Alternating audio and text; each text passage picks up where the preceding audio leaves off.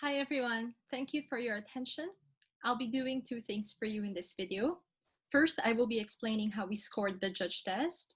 And second, I will be talking about the test debate in more detail. In terms of the judge test, there were two sections. The first section consisted of multiple choice questions designed to test people's knowledge of WSDC rules and understanding of judging theory in the WSDC format. We are releasing a separate briefing explaining the answers to those questions and where we will be focusing on the questions that people seem to struggle a bit more with. In the second section, we provided a test debate and asked judges to come up with a decision for the debate, to explain their decision, to submit a ballot for that debate, and to provide comments on specific speakers. So the motion for that debate was, this House believes that retired parents should be allowed to seek alimony payments from their adult children. Now, prior to the test, we released a judging and debating briefing, which was mandatory reading for all tournament participants, where we outline relevant debating and judging rules and also clarify gray issues in judging. So we expect the answers to this test to be grounded in what we said in that briefing. Now, if you haven't read the briefing yet, it's not too late. You still have time to please read that briefing. So in terms of the debate and how we ended up marking it, so we as the CAP decided to assess the debate in the same way panels do in WSDC. We assessed it individually first and arrived at decisions independently, and then we had a chat about it after. Interestingly, and as a testament to how close this test debate is, we had a 4-3 split. And so we had a chat about this debate after and realized that there are actually two plausible and well-reasoned justifications for this debate. Therefore, we are providing you with two oral adjudications. I will be delivering the majority decision for the opposition side, and we will also release a separate video explaining the decision for the proposition side, and I strongly encourage you to please watch both videos. What does this mean in terms of how we scored the debate? What this means is we were less concerned with the teams that judges thought won or lost, because as I've explained, we have realized that there are two plausible calls for this debate. Instead, we were very concerned with the justification that judges provided for their call. So in particular, we were especially interested in how judges assessed the contribution of third speakers in the debate and the decisions that they made around that, or how they assessed the evolution of principled arguments in the round around concepts such as consent and moral obligation. We were also very concerned with how they evaluated the team's engagement on the relevant cases to which the model would apply, and how that evaluation affected the persuasiveness of their side. So these were the things we were looking at. There was a huge focus on the justification provided. We are releasing a separate briefing on the scoring for this debate because we think that deserves its own attention.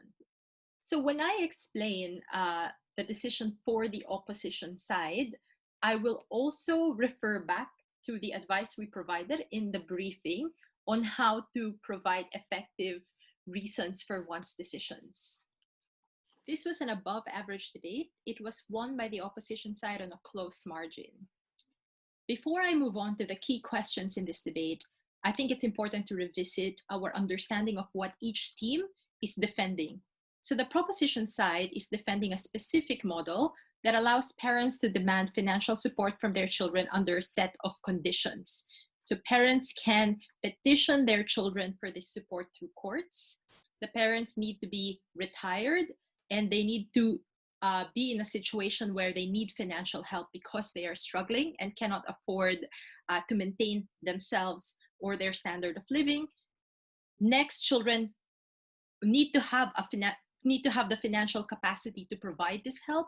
And finally, where there is demonstrable history of abuse or neglect, children will be excused from this obligation, which means that proposition side ultimately is defending this burden for a specific type of children and a specific type of parents.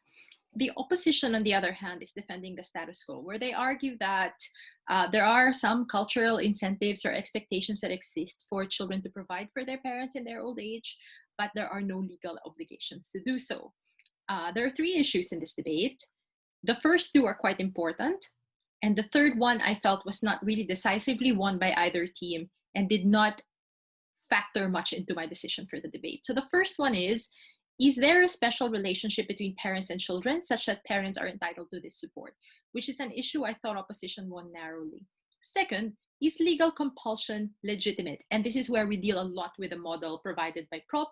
I think opposition win this issue fairly clearly. And finally, what is the effects of the policy on family dynamics? An issue I don't think either team really won in this debate. So the first issue is there a special relationship between children and parents such that financial support from children is something parents are entitled to? Ultimately, I was convinced that yes, there is a special relationship between parents and children, in a sense that children are almost completely dependent on their parents for their first 18 years. And in the sense that the relationship between parent and child is a site of potential site of intimacy, love, and support. It is also a potential site of abuse. But I was not persuaded that this special relationship necessarily gives rise to a financial duty on the part of children in the same way that it does give rise to a financial duty on the part of parents. So let's break down how each side approached this issue.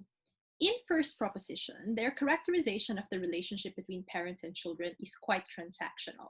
So they say that parents invest in their children and there are opportunity costs to this investment. So the parents incur like personal losses from this investment, but they do it anyway because they want what is best for their children. And because children benefit from this means they have a reciprocal obligation to at least provide for their parents when they are of retirement age and struggling in life. So this is the bulk of the material we get from the first proposition case, to which first opposition says consent is a very, very important standard for determining moral obligations towards other parties. Children did not choose to be born, unlike their parents who have chosen to birth them. And in the context of a relationship between parents and children, parents have ultimate control and make a lot of the decisions, if not all of the decisions, that determine the nature of the relationship or the nature of their children's lives, which is a core claim that is made in first op, and in third op, this is reinforced when they discuss how it is only parents who really have power and control in that relationship for the early years. In first op, they also challenge the idea that the gains in the parent-child relationship are one way.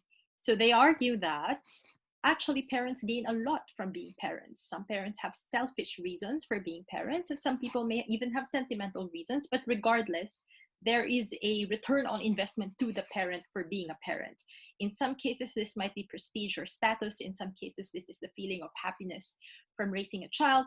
But it is not true that that this is a one-way relationship where children benefit and parents do not. Therefore, there is no need for a reciprocal obligation in the parent's old age. In the second prop, there is a shift in the case of the proposition side, and potentially a more strategic shift, in which they argue that this is not about strict reciprocity necessarily, but it is a question of, in situations where children are successful and parents are struggling, whether parents have a claim to the success of their children. So we are now talking about a slightly more narrow set of parents and children, where children have enjoyed success, right? And the argument is, while it is true that there are a lot of random elements to people's success, parental support and parental love and parents going the extra mile and doing beyond the bare minimum is likely to have been instrumental in that success, such that when they are desperate and struggling, they have a claim to this success. There is also a second part to this argument, which is by accepting a lot of these things from parents that are beyond the bare minimum, children are therefore tacitly consenting to this arrangement. And finally, an argument that the fact that these parents happen to be desperate means that there genuinely is an obligation to help where children can. And there's this analogy of a falling piano on a person and a moral duty on external parties to push them aside so they're not hit. The response to this on opposition is fairly compelling. So what opposition says is, as a general rule, success cannot be attributed to parents. There are situations of where we have good parents who end up with kids who have poor life outcomes, or end up doing bad things. And there are situations where, you know, there are bad parents, but their kids turn out to be quite successful in life. And a lot of that is attributable to external circumstances or children's own hard work, in which case they cast significant doubt on the idea that this is a claim that we can make in the abstract, that every time there is a successful child, some of that success is indeed attributable to their parents, or that is likelihood of cases. In second op, they also bring up the cost to the child and their future family, such that it is likely to be a burden that they bear that affects their own quality of life, which is something they never consented to, and why this is unfair. While I am persuaded of proposition's model that this only kicks in when children do have the financial capacity to pay, I have to believe that this is a significant enough burden, at least for children, for it to be helpful to maintaining the standard of living of their parents. Second op also argues that children were never required their parents to provide them with everything that their parents did, and that this was a decision their parents made exclusively. And this idea of choice and the asymmetry of choice is unpacked quite well across the board in opposition, and reinforced quite strongly in third op. They say, by choosing to have kids, it is therefore the parents' duty to provide for these kids, full stop, even beyond the minimum, which is sometimes what you are required to do in order for your kid to survive. Whereas parents also had the option to opt out of parenting by choosing not to have their children through various ways, and yet they actively opted into this choice. Whereas these are options that children do not have. And once children are born, it becomes so much harder to opt out of that choice. Some of this material, especially the bit about being harder to opt out of the choice, is reactive material we get from third op. We credit this, but we think it would have been better if this material had been discussed earlier. Nonetheless, a lot of the discussion about why there is an asymmetry of choice, why parents could easily have chosen not to be parents, is stuff we get even in the second speech, and how children do not ask for these benefits or do not require it of their parents, but the parents give it freely in some cases. Now, in third prop, we have an interesting shift as well, and an interesting analogy that is introduced. It is quite promising, which is that in third op, they challenge the metric of consent as a basis, or at least they challenge the metric of explicit consent as a basis for moral obligation. And they say that citizens' relationship to the state is not based on consent, in that we don't consent to being part of the state, but we can't opt out of taxation. While this is an interesting analogy, the question remains as to why the relationship between child and parent parallels this relationship with the state, especially in light of an opposition team that does acknowledge that citizens do have obligations to the state, and they are happy for citizens to pay their taxes.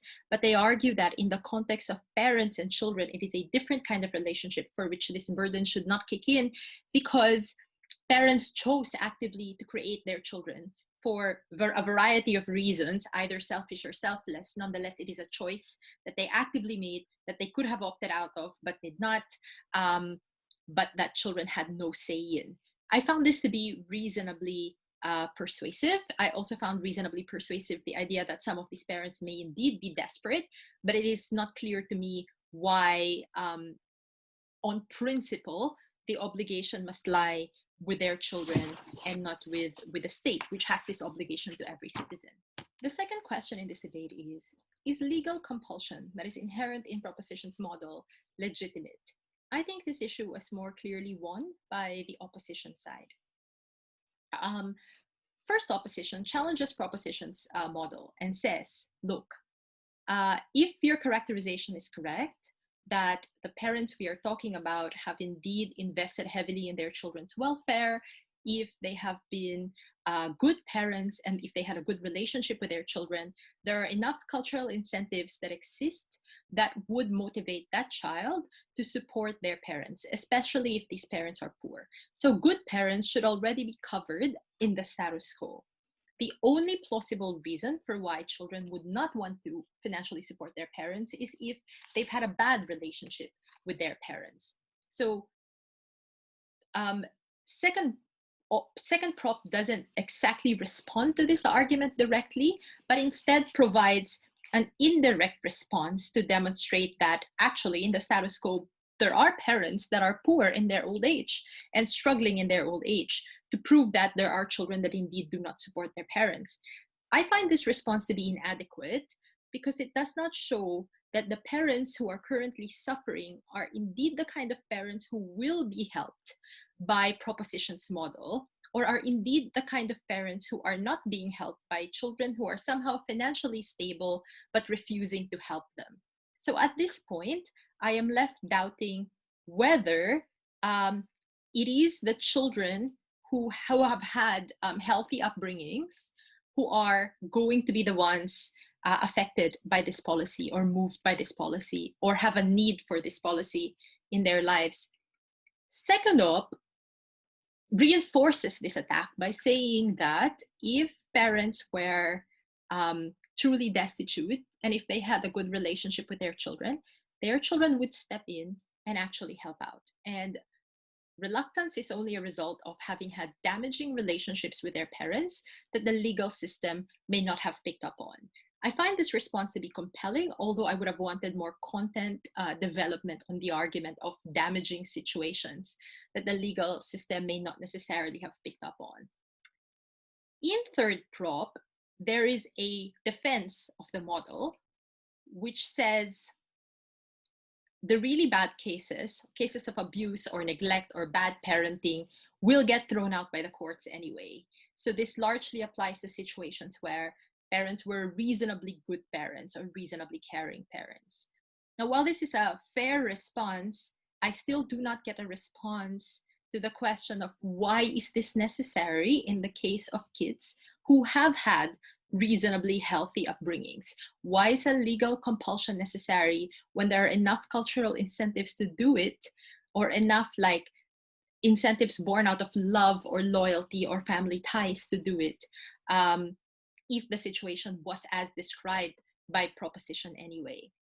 In third op, they reinforce the risk that children who were not brought up well, or children who did not have a good relationship with their parents, will be compelled to do this by providing us more examples of such situations that don't qualify as outright abuse or neglect necessarily, but can still fall under situations of bad parenting. For example, religious indoctrination that children with the benefit of hindsight have realized might not have been a big problem when they were growing up, but may have actually like harmed their personality or their psyche in ways that they've belatedly realized.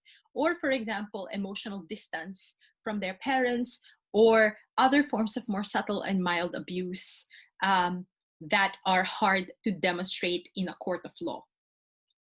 This is reasonably compelling argument, especially in the face of a lack of plausible explanation from Proposition side of why kids with a good relationship with their parents need to be legally compelled into doing this.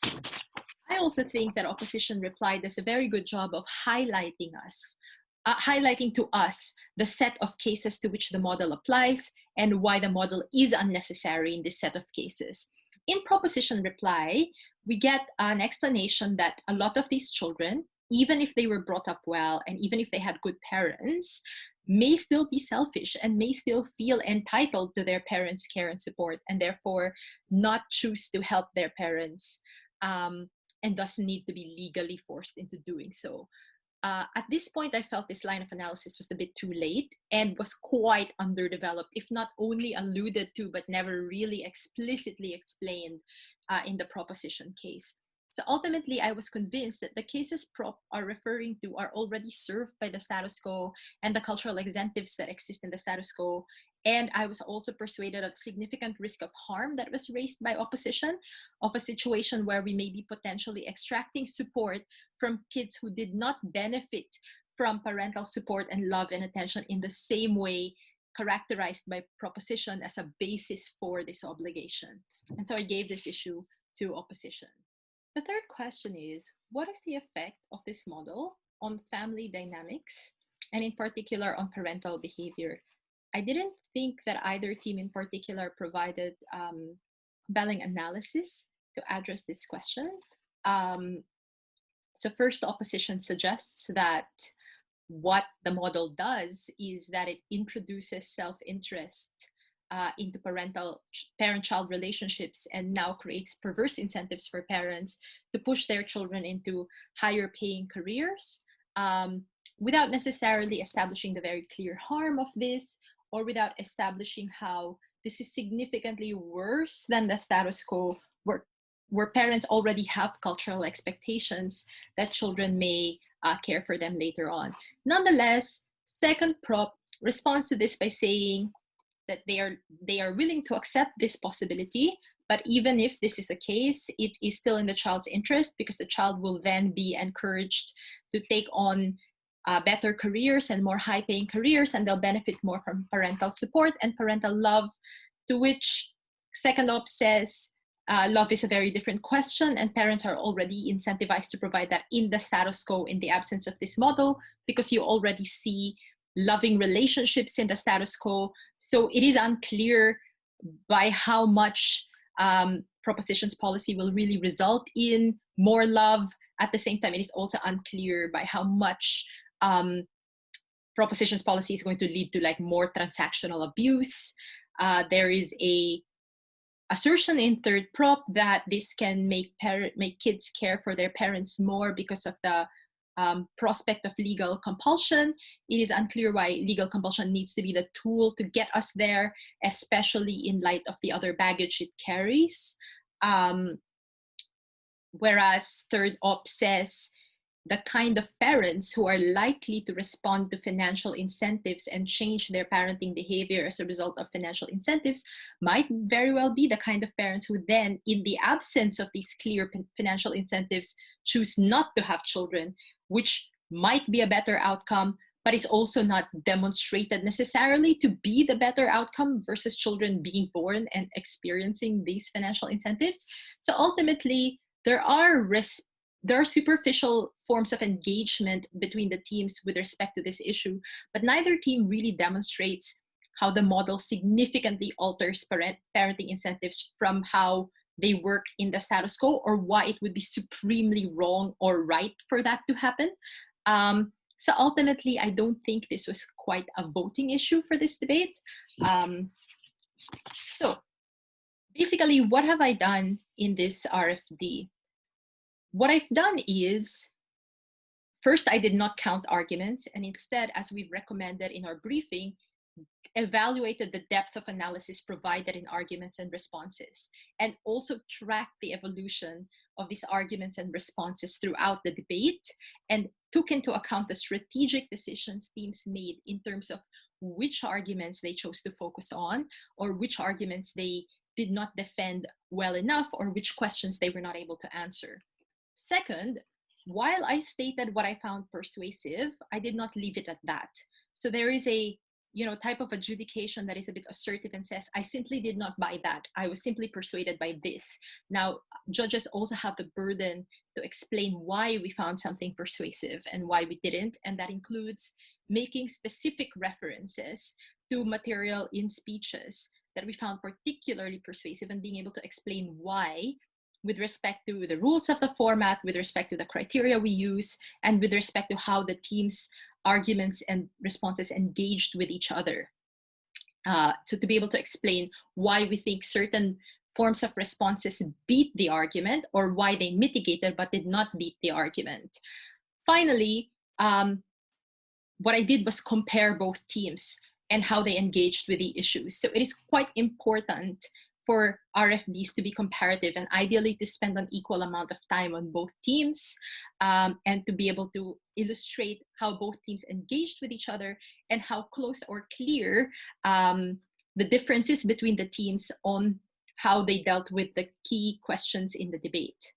So in terms of the specific speakers we asked judges to give feedback on, we asked about their thoughts on first prop and third op. And obviously the way we marked this would have been with respect to the decision and the justification they provided, because those things need to cohere as the marks are a mathematical expression of how the judges saw the debate, right? Now, from the perspective of someone who gave the debate to opposition, I thought first prop was an average to slightly above average speech. I thought that the model and its implication could have been better analyzed in terms of in which cases will this model kick in, and why is it necessary in these cases, and why is it not legitimate to apply this model in other cases. So some justification for the narrowness of the debate would have been necessary, and this might have led first prop perhaps to be able to explain the bit about how parental contribution to a child's success is the necessary metric, because we are largely talking about children who have enjoyed some parental success here. In terms of third op, those of us who gave the debate to opposition felt that this was the strongest speech on the opposition side, quite possibly the entire debate.